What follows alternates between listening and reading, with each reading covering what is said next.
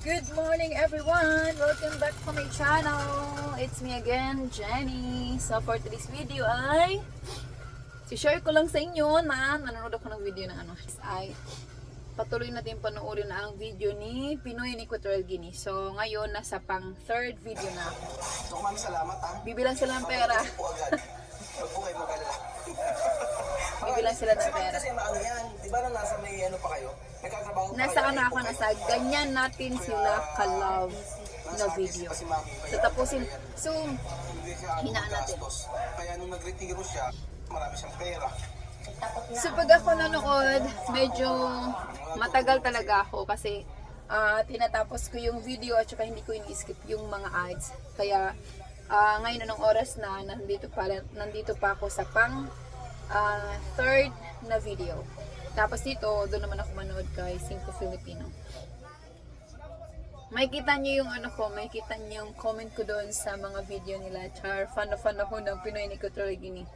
Dahil kay Nisma, kay Chamame, at dahil na rin sa family ni Kuya Raul, sa kanilang lahat. Para kapag Tayo. iaatin niyo yung mga bata, kasi ano to ako ng pera. And then, sa akin monthly. Kaya, ngayon po mga amigo ay titingnan sa sasakyan para po kapag bumabiyahe yung mga bata, papunta sa school, ay for sure ano sila, komportable po sila. At hindi masyado magastos sa gasolina at isang sasakyan na yung gagamitin. Ang talino. Ang talino din ni no? Hit natin kasi commercial.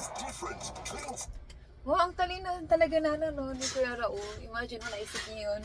Makakatipid nga naman sila sa gagawin nila.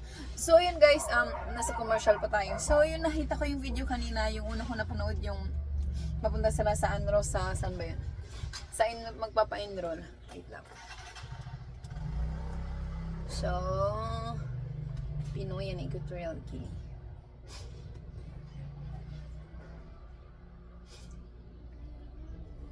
So, doon sa una ko pinanood sa nagbago na sila, nakita ko yung mukha ni Chamami guys. Ang ganda. Ang laki na talaga ng pinagbago ni Chamami. Ang ganda na niya. Maganda na talaga, maganda na siya manami, tapos parang siyang donya. So, kung napanood niyo yung mga lumang video, ibang-iba talaga siya ngayon kaysa dati. Kasi nung sa Equatorial Guinea siya, hindi siya ganun ka, yung parang parang wala siyang stress dito, yung parang blooming siya dito sa Pilipinas. So, masasabi ko talaga na napaganda talaga ni Kuya Raul yung buhay niya. Yung buhay nilang magpamilya, yung buhay nilang mag-iina. So, ayun, nandun na sila sa wow! Yun na sila. Phoenix Hybrid. Bibili sila yung kotse! Ano yung sabi, ito yung ang difference di ba sa Nissan parang 2M? Ano? 2M. 2M. Ang bait mo namin ni Kuya Raul, pinahiram sila ng pera. 3.3. Hindi na worth it pagka ganyan, no? Magtanong tayo sa Nissan, hindi worth it. 3 milyon. Hindi tayo bibili ng ganyan. Totoo, presyo nila, 3 milyon. Pero kasi naman yun, maganda naman talaga. Kaya lang, mayroon na din nakita sa Nissan, di ba? Magtingin muna tayo sa Nissan. Kaya hindi naman ito po contest na yung kaso lang tayo. Kasi tsaka yung mga bata kapag dinala sa school, komportable Kasi yung pag ng mga bata malaki. Alam mo ba? Yung pag ng mga bata ngayon malaki. Hindi kakasya, Hindi kakasya. Ang ina mag-aaral, si Kylie, si Kian, si Bibian, si Amir, si Nisma, si Sophie, si Alima, 7 sila, pag ginatid pa ni Lelen, 8. Hindi kaya, mas maganda talaga. Maupo muna tayo at magantay muna tayo saglit. Inaantay lang po namin at pinilagyan namin ng seat cover yung sasakyan namin. Wow! Kailan tayo makakabili ng sasakyan? Wish ko lang. So mas maganda, sabi nga ni Jose, hindi naman natin hinahabol yung sobrang ganda. Ang importante,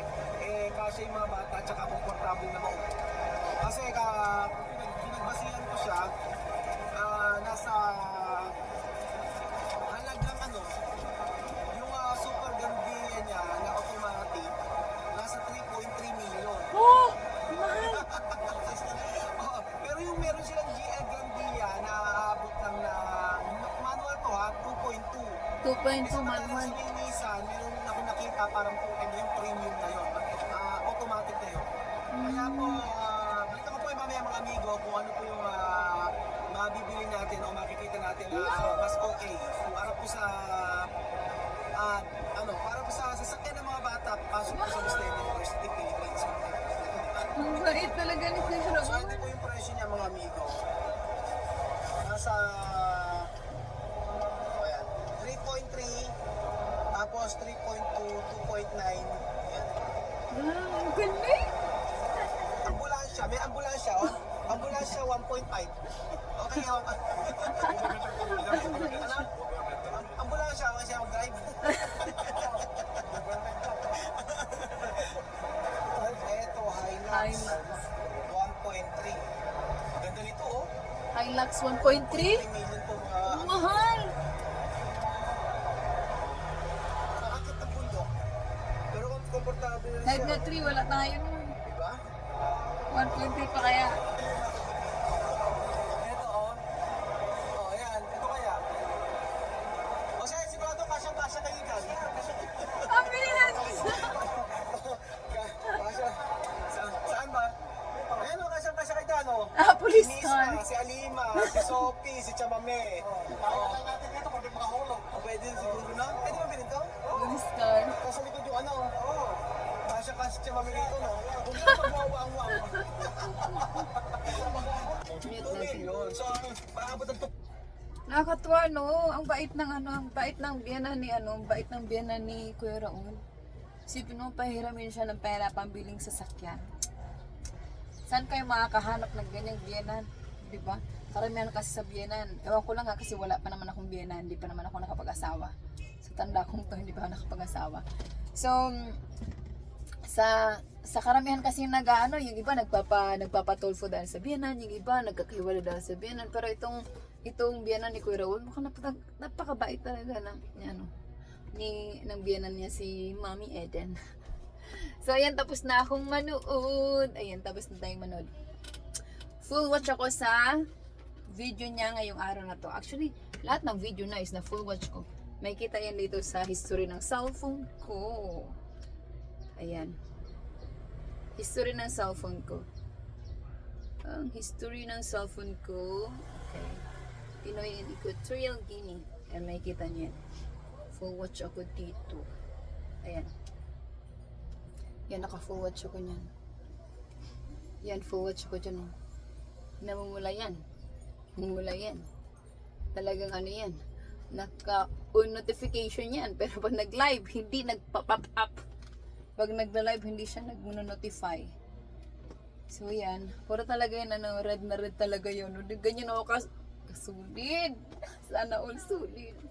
So, yan. Tapos na naman ating panonood today. So punta naman tayo kay Cinco Filipino. So sa mga hindi pa nakasubscribe sa channel ni Kuya Raul sa Pinoy in Equatorial Guinea, mag-subscribe na kayo. Nakakatuwa manood doon. Tsaka hindi nakaka-boring. Natuwa ako doon sa video na hindi sumisigaw si Kuya Raul. Kasi marami daw kasing marami kasi nagko-comment na masyado daw maingay si Kuya Raul. Pero yun talaga siya. Ano magagawa natin? Ganun talaga siya. So yun, wala tayong magagawa for today's video kasi wala akong kapatid ko, hindi ako magagala. Sa bahay lang ako. So, ayun guys. Yun lang ating video for today. Share ko lang, nanood ako ng video ng Pinoy in Equatorial Guinea. Thank you for watching. Bye! Bye! Bye!